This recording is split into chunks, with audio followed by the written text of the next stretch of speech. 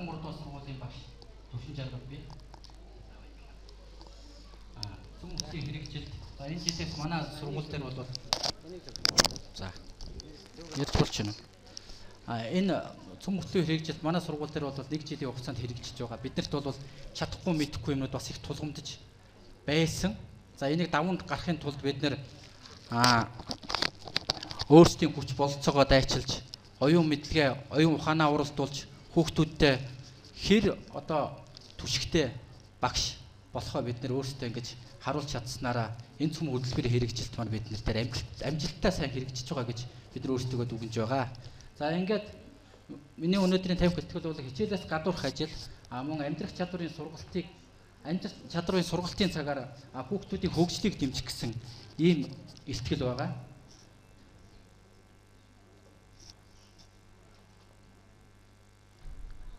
За илтгэлийн маань агуулга нь болохоор цөм хөтөлбөрт хүүхдийн хөгжлийг дэмжих тухай бичсэн үзэл санаа. Амьдрах чадвар хичээлээс гадуурх ажлыг холбон хүүхдийн хөгжлийг дэмжиж байгаа байдал өмнөх мэдлэг түшиглэн хүүхдэд сонголтыг өгч өөрсдөө нь сэтгэн бүтээлгийн арга зүйг сонгох, бүтээлээрээ бахархах, хэрэглээ болгох гэсэн ийм агуулгатай. Эцэст нь хэлэхэд энэ амьдрах чадварыг амьдрах чадварт суралцах үйл ажиллагааг дэмжиж би энэ 2 дугаар удиралд өөрөө нэг зорж би нэг хичээл явуулсан. Энэ хичээлийн тухай нэг тайлан явуулсан байдгийн. Энэ талаараа та нарт эндээ сонирхуулаад өнөөдрийн ихтгэл маань дууснаа. За ингээд цөм хөтөлбөрт хүн болох багаас хүлэг болох унганаасаа ч гэдэг хүн болгон бас математикч болох албагүйч гэдэг.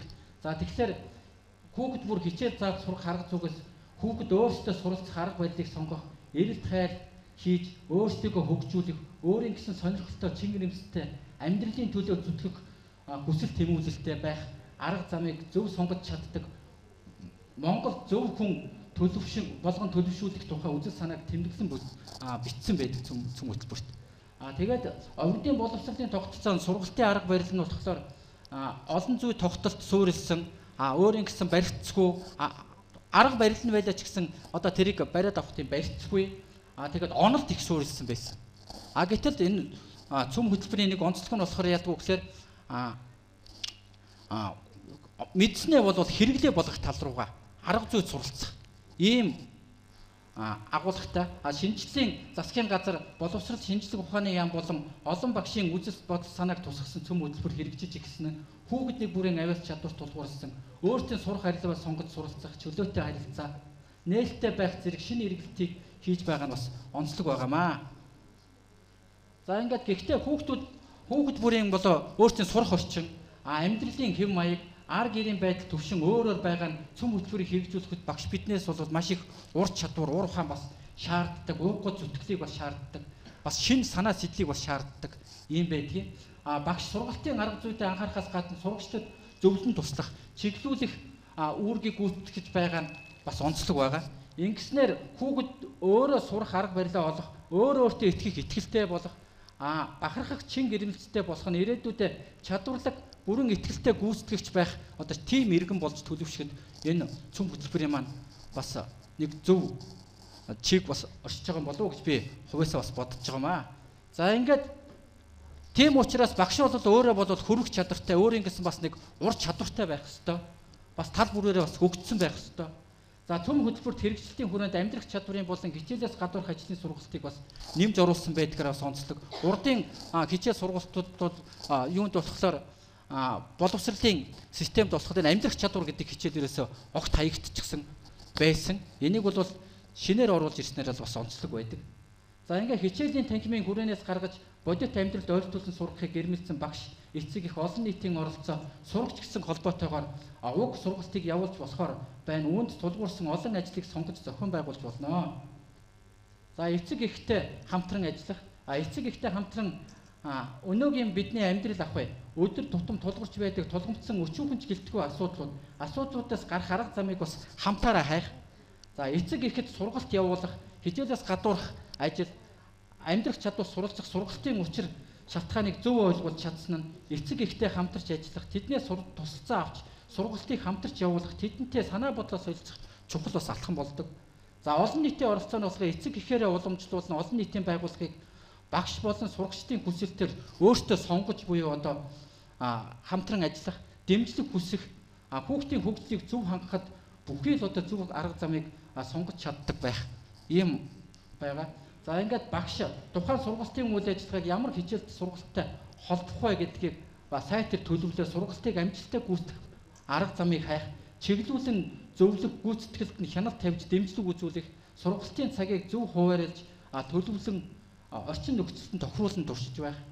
За ингээд сурагчийн хувьд болохоор сургалтыг өөрсдөө хийж сурах, санаа бодлоо зөв илэрхийлж бие дааж болон хамтаараа хийж чаддаг чадвартай байх, багш олон нийтийн байгууллага эцэгээс дэмжлэг аваад багаараа ажиллах, бусдын санаа бодлыг сонсох чадварлагаа богино хугацаанд бас гүйцэтгэх гэж байгаа. Богино хугацаанд гүйцэтгэхээр хүүхдүүд бас их удаан уул ажлыг бас хийдэг. Энэ богино хугацаанд гүйцэтгэхийн чадварт бас сургачих. Өөрсдийн бүтээлээр бахархах, үзэл бодолтой үнэнч байх, бусдын бүтээлийг хүндэтгэж өөрийгөө үнэлж бусдад харьцуулж чаддаг байх гэсэн. За сурагчийн зүгээс. За ингээд би нэг хичээл хийсэн байдгийг. За энэ хичээлийн маань зорилго нь болохоор манай сургууль болохоор өөрсдөө одоо эрүүл орчинд одоо суралцах ийм хичээл байсан. Мөн үдийн цаг хөтөлбөр амжилттай хэрэгжүүлэх талаар бас ингэж сургуулийн маань зорилтод тусгалсан байсныг тусгаад сурагчдаар эрүүл хайгуул хийж асуудал дэвшүүлээд эргэцүүлэн бодох, бие дааж судлуулах, хамтаа шийдвэрлэх, чадвар суралцуулах, сурч мэдсэний хэрэглээ болгох гэдэг. За ингээ ерөнхий чадваруудыг бол ингээд тусгай чадвартаа нь ингээд тусад нь ингээд тавиад ингээд төлөвлөсөн хичээлийн. За ингээд сэдв сонгосоо. Мэдээч амьдрах чадвар хичээл дээр бас сэдв сонголт явагдах байх тийм ээ. За ингээд тулгамжгүй асуудал нь юу байсан бэ гэдэг дээр асуудал дэвшүүлээд, за юуг судлах вэ гэдэг дээр асуудал дэвшүүлээд, за тэгээд судалгаагаа хийж эхэлсэн. За хүүхдүүд маань хичээлээс гадуурх ажил, танхимаас бус гадуур орчинд одоо мэдээлэл, технологи гэх мэт хичээлүүдийг хэрхэн уялдуулж явуулах талаар өөрсдөө судалгаа хийж ирсэн. За сургуулийн зорилтыг тодорхойлоод тэгээд тулгамдчгүй асуудлуудыг дэвшүүлэхийн тулд бид нэр хүүхдүүд нь өөрсдөө юм асуудлуудыг дэвшүүлж гаргасан. За энэ дээр зөвхөн 11 асуудал байна. За 11 асуудал дотор бүр улсын их хурлын шуул уурхаа хүртэл ингээд орцсон. Одоо өнөөгийн нийгмийн бас байдал маань хүртэл энэ дээр ингээд давхар ингээд орцсон явж байсан. За ингээд хүүхдүүд маань энэ дотроос хоол хүнс бол бидний одоо өдөр тутмын зайлшгүй одоо хэрэглэгдэж байдаг тулгамдчийн асуудал юм гэдгийг өөрсдөө хүүхдүүд маань сонгоод хоол хүнс үдийн цай гэдэг хичээлийг бид нэр сонгож явъя гэдэг багшаа. За ингээд хоол хүнсний талаар судалгаа хийгээд бид нэр өөрсдөө яасан гэхээр хоол хүнсний худалдаж авах үн ханш одоо ямар материалууд байх уу гэдэг тал дээр судалгаа хийгээд багаар 4 баг болж хуваагдаад ингээд тусдаа судалгаа хийгээд явсан. За ингээд жимсгэн махан бүтээгдэхүүн, гурилан бүтээгдэхүүнээр бид нэр өөрсдөө ингээд юм бэлтгийа багшаа гэдэг ингээд. За ингээд яавал хоол хүнсэнд бүрэн дүүрэн хэрэглэж болох бай талаар мэдээлэл, технологи, интернет, ном, сонин сэтгүүл, найз нөхдөс, олон нийтийн байгууллагаас гээд ийм олон зүйлүүдээр ингээд судалгаа хийгээд явсны үр дүнд бид нэр хоол бол урлаг гэдэг ийм хичээлийг орсон байгаа. За хоол бол урлаг гэдэг хичээлийг бол 160 минут нь орсон. За эхний 40 минутанд бол бид нэр материалаа сонгох, мөн судалгаа хийх, материалаа сонгоход судалгаа хийгээ явах, үн ханшаа тогтоох ийм юм байсан. Нэг тавг хоол бол дунджаар бол 5,000-аас 3,500 төгрөгийн хооронд ингэж хэлбэлцэж хүүхдүүд өөрсдөө материалаа цуглуулсан байдгийг. За ингээд ийм хичээлүүдийг хамруулж бид нэр энэ хичээлийг явуулсан. За хэрэгжүүлсэн алхмууд байгаа. За хэрэгжүүлсэн алхмууд дотор хамгийн чухал нь бол бид сэдвээ сонгосон. За тэгээд судалгаа хийсэн, хугацаа байгаагүй. Сургалтын үйл ажиллагаанд 80 минут, тайлант үйл ажиллагаанд бол 40 минут ингээд зарцуулаад. За нийт хүүхдүүдийн маань 83% нь бол үндсэндээ бол хоол бол урлаг сэдвийг бол илүү сонирхож байсан учраас би энэ хичээлийг явуулсан юм. Хүүхдүүдийн өөрсдийн хүсэл сонирхолтой. За ингээд алхмуудыг тодорхойлоод за 3 орчин өөр орчинд явуулсан. 3 өөр орчинд гэхдээ нэг нь болохоор зайлшгүй одоо байж ах хоолыг хийхэд одоо зайлшгүй одоо шаардлагатай тийм орчныг бий болгоод, нэг нь болохоор тусгайлан зассан орчин. Нөгөөх нь болохоор зүгээр анги танхимдаа яаж явуулах вэ гэдэг талаар ингээ 3 хуваагаад хүүхдүүдээ ингээд хичээлийн юмд явуулсан. За